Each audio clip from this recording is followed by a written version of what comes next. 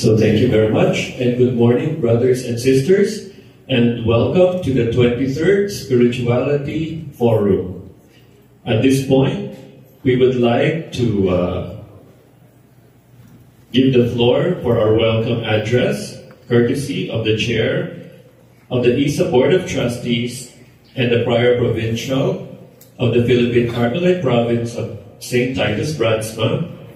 Brothers and sisters, let us give a warm welcome to Reverend Father Rico Ponce, OCAR, PhD.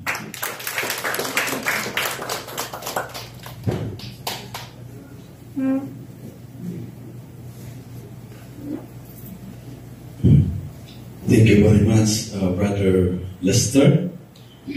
Magandang umaga po sa inyong lahat. Good morning. Goedemorgen. We come together once again for a 3D exchange of ideas, and this time on spirituality and dialogue, as we celebrate the 25 years of the Institute of Spirituality in Asia. We are fortunate to have an interesting group of resource persons from diverse backgrounds, including the church, the mass media, the academy, and the students. This is a momentous moment which signals the reality that was envisioned 25 years ago.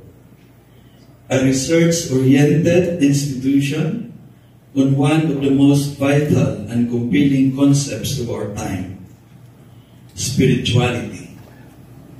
Starting out as the Center for Spirituality Manila, or CSM, it was changed to and continues to be known as ISA, the singular, the one for the many, the only Institute of Spirituality in Asia. ISA has since then taken the challenge of systematizing the study of spirituality, catering to a wide array of users and target groups. It has become the venue for the research, writing, discourse, popularization, and dissemination of the definition and dynamics, context, and controversies, and symbols, and significance of what spirituality is.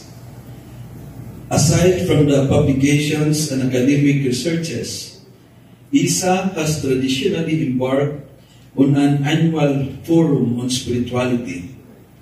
This forum has been bold enough to tackle spirituality and its relationship and links with a host of topics, including Filipino and Asian spirituality, Christian spirituality, with the spirituality of other great Asian religions, as well as spirituality of the world, with arts and love, power and grace. It also went on to provide valuable inputs on spirituality and globalization, interfaith dialogue, and secularization, and also branched out to the current situation of spirituality of the youth, spirituality and health as an interdisciplinary phenomenon. And we were all enlightened with a forum discussion on spirituality of Vatican in its 50th year and celebrating 500 years of Christianity in the Philippines. We have provided a most timely and relevant venue for experts and innovators, social activists, and committed church leaders, and promising and talented dreamers and movers. We have paved the way for a more serious and in-depth discourse on that most significant, constantly evolving, and always inspiring process of seeing the beauty in every person and the grandeur in every creation of the Almighty.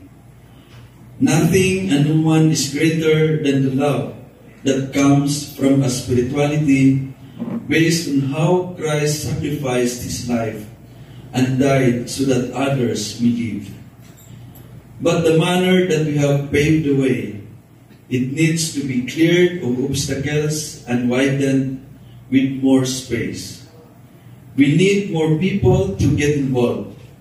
We have to work doubly hard in our advocacy and networking to be able to reach out to more groups and individuals. As we look back to the last 25 years, we also move forward not only to the next 25 years, but beyond that. The work for a spirituality that rings true and authentic to our times is never complete. Our people and our country remain mired in poverty, something denied by the powers that be. For to know the truth is also to act. To assert our people's fundamental rights to land and food security is also to understand the centuries of oppression of the land-owning elite. It is also to go deep into the traditional politics and governance that has been the vehicle of this land-owning elite to hold on to their wealth, power, and influence. And as society evolves, so does the shackle of multinational corporations and foreign-dominated companies over our natural resources, often in collaboration with the local elite groups.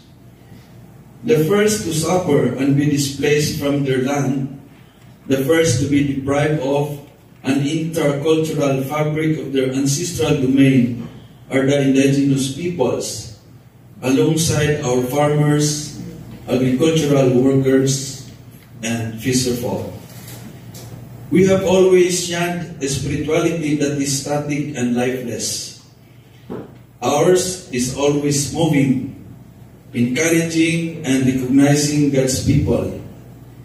We believe in their strength and solidarity and have always been humbled by the tenacity of their faith and the courage of their commitment.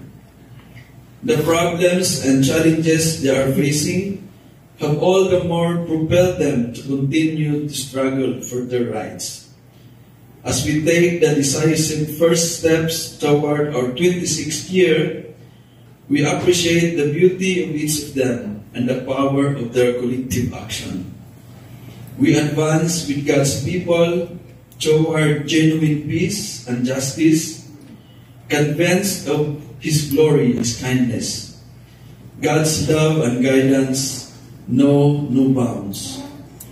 We will rejoice in His presence in the coming years. The future, my dear friends, is always shining brightly. All we have to do, and I have no doubt, with the experience and expertise of our resource persons, that we shall be able to fulfill this vow and do much more.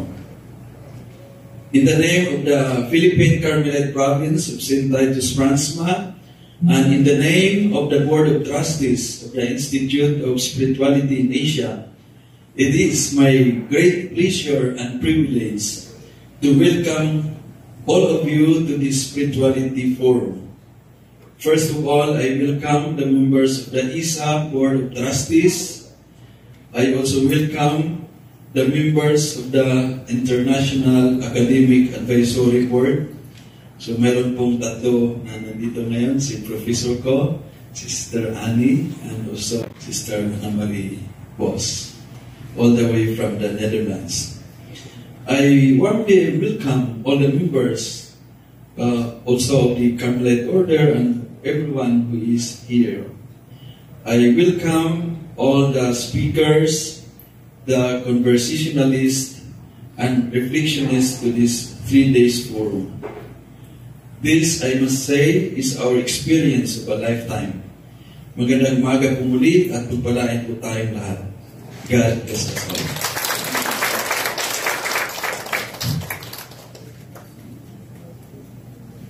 Thank you very much, Father Rico.